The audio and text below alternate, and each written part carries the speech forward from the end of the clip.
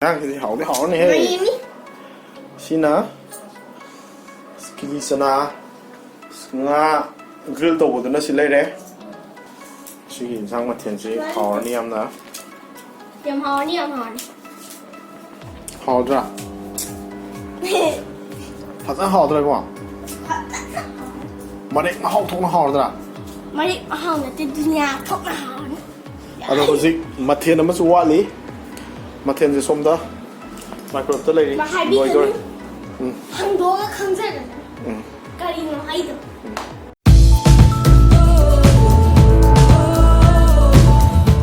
Đâu kìa.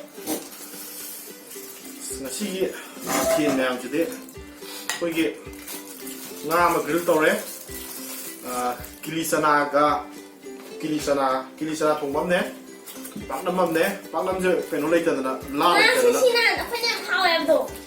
Apa gitu? Foil doing toroga paknam se namme aduga sowgree thongba ne aduga sigi mathie de sa ne ado haujarage mayam Hồi nhá đâu mày? horse Anh ngan hồi.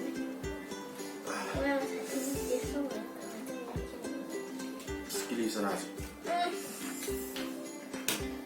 Aswa. ta sao nè Yes, betul boleh. baru pada ngomong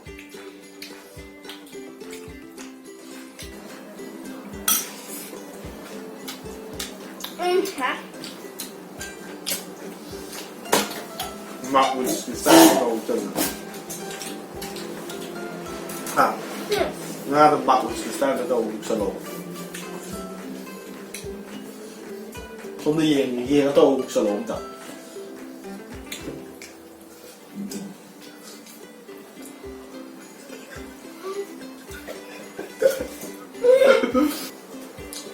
Let me taste one more.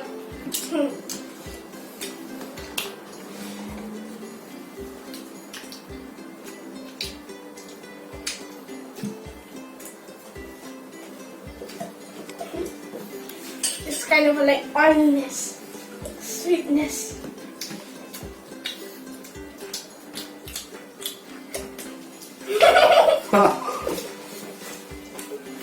chắc mà nô vào No, đây nào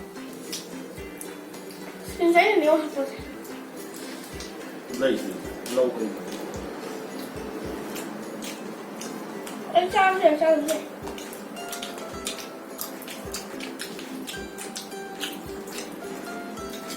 thôi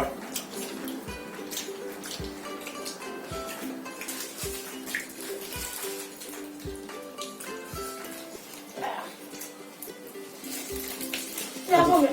thân sang rồi Thì xin quay làm sao như thế?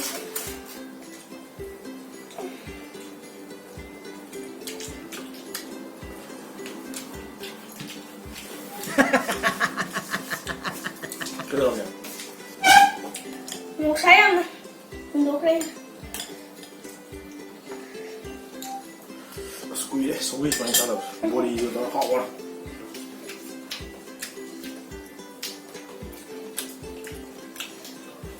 Cái này xem phốt à? thế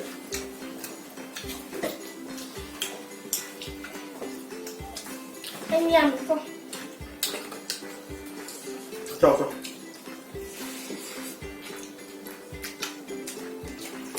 khôi được pan bạc từ lâu mà nè organic từ lâu mà nè hay tại Mình tóc. 손님 꼭 다 보여주는 것이 fresh from the garden nga cái này body xem hỏi cái gì chứ Nó nói lên này. lúc sinh nhật nên ra rồi chứ Nung xì với cái đạn này hả? Làm gì nữa? garden 들어가는 그냥 뭐 식기 lâu sẽ có 처음 tôi nó sẽ anh sẽ hết là con bám mút tê tê cái nào nó mang này vậy nó hết là sạch phố kìa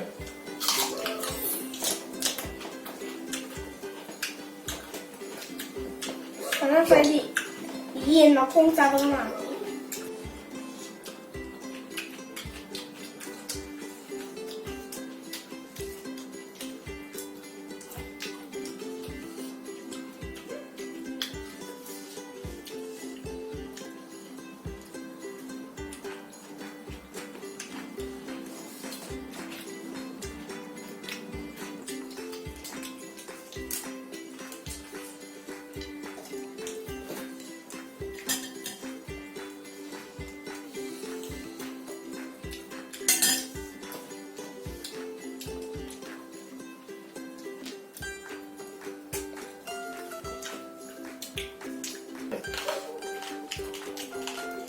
说一个是吧？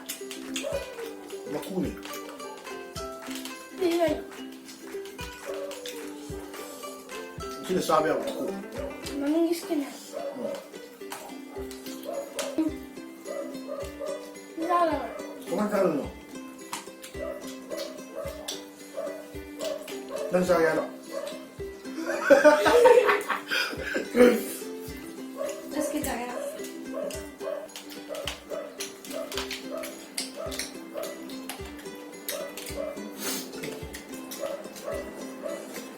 Kili sa haway.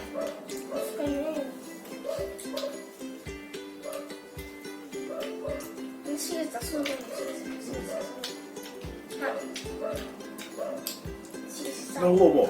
喂，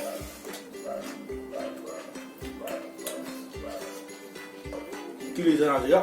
Tilong mo natin sa haway.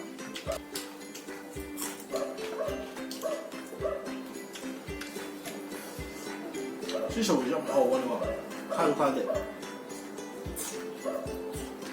파는 요 신뢰. 맞아. 真的手卡不腰一点点，我是结不了。那这怎么办呢？哎，你们好看到没？对吧？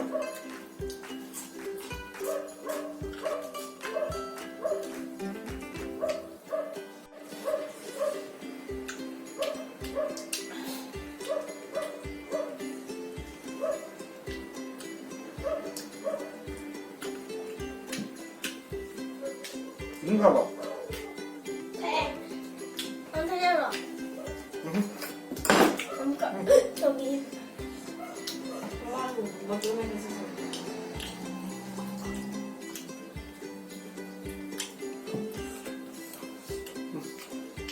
I have this. Bueno, aún así, más de videos en la que si videos no hay video de like, subscribe, share, comenta o view.